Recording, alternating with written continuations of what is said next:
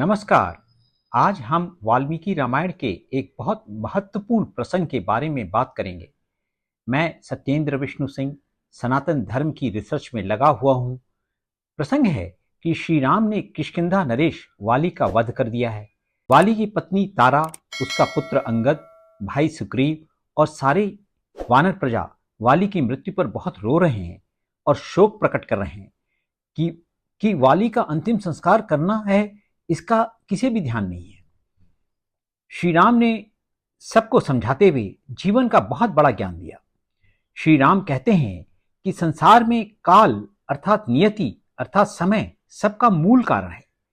काल ही सब कार्यों को पूरा करने का साधन भी है और काल ही सब प्राणियों को कर्मों में लगाता है। कितनी बड़ी बात है।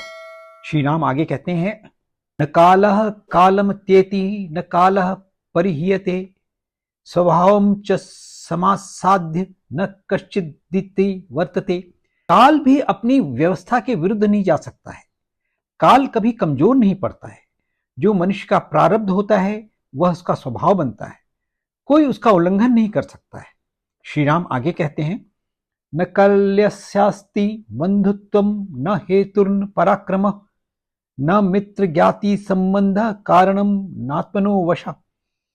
अर्थात काल यानी समय किसी का भाई नहीं है, किसी का दोस्त नहीं है, किसी जाति बिरादरी का नहीं है।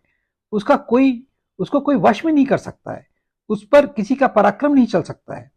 काल प्राणी के वश में नहीं है। श्री राम आगे कहते हैं, किम तु काल परिणामो द्रष्टव्य साधु पश्यता धर्माश्चार्थश्च कामश्च कालक्रम समाहिता।